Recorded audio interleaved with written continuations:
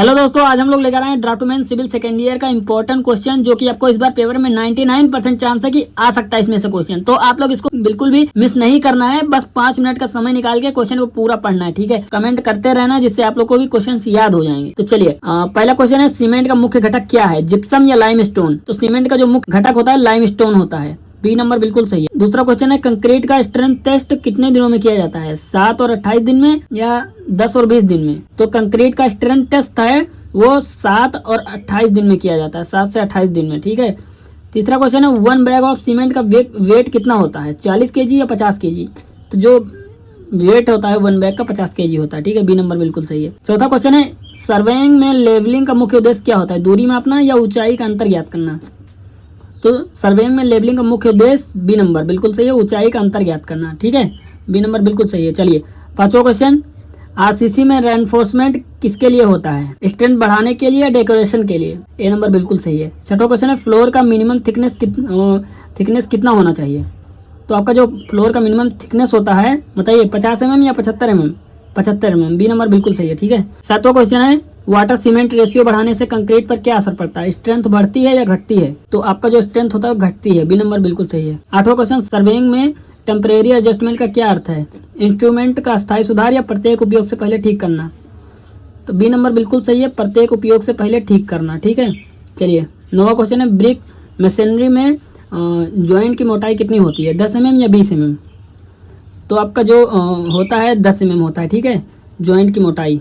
चलिए, 10वां क्वेश्चन है, सीमेंट का इनिशियल सेटिंग टाइम कितना होता है, 30 मिनट या 60 मिनट बताइए।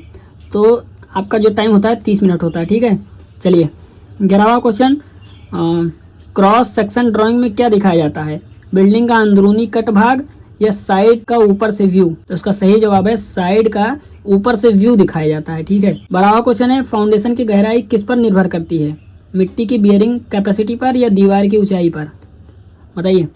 तो इसका सही जवाब है मिट्टी की बियरिंग कैपेसिटी पर निर्भर करती है। ठीक है, फाउंडेशन की गहराई।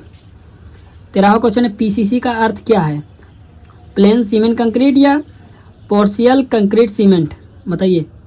तो इसका सही जवाब है पोर्शियल कंक्रीट सीमेंट। ठीक है, पीसीसी का अर्थ है पोर्शियल कंक्रीट सीमेंट। 14वां क्वेश्चन है, ड्राइंग में सेक्शन लाइन किसे दर्शाती है, कटे हुए भाग को या बाहर की सीमा को बताइए।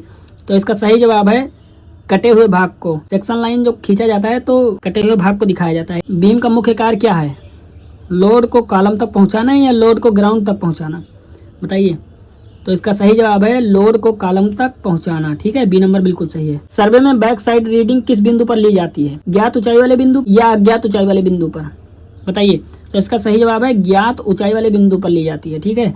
17वां क्वेश्चन है, सीमेंट कंक्रीट में एग्रीगेट का क्या कार्य होता है, वॉल्यूम बढ़ाना और स्ट्रेंथ देना या पानी को कम करना बताइए। तो इसका सही जवाब है वॉल्यूम बढ़ाना और स्ट्रेंथ देना। ठीक है। 18वां क्वेश्चन है, डोर फ्रेम किस मटेरियल से बनाया जाता है, स्टील या टिम्बर। दूसरा ऑप्शन है एल्युमिनियम या प्लास्टिक बताइए। डोर फ्रेम जो होता है किस मटेरियल से बनाया जाता है। तो इसका सही जवाब है स्टील या टिम्बर से बनाया जाता है। ठीक है, बी ए नंबर बिल्कुल सही है। 19वां क्वेश्चन है, प्लास्टरिंग का उद्देश्य क्या है, दीवार को स्मूथ फिनिश देना या दीवार को मोटा करना बताइए। प्लास्टरिंग का जो मुख्य उद्देश्य होता है दीवार को स्मूथ फिनिश देना होता है। ठीक है। चलिए, ए नंबर बिल्कुल सही है। अगला क्वेश्चन है, साइड प्लान में क्या दर्शाया जाता है, पूरी इमारत का ऊपर से दृश्य या केवल फर्श की मोटाई बताइए। इसका सही जवाब है जो आपका साइड प्लान बनाया जाता है उसमें पूरी इमारत का ऊपर से दृश्य दिखाया जाता है। तो चलिए, आपका आज का 20 क्वेश्चन पूरा हुआ। फटाफट से वीडियो को लाइक करिए, चैनल को सब्सक्राइब करिए, बाकी कमेंट में अपना सजेशन दीजिए।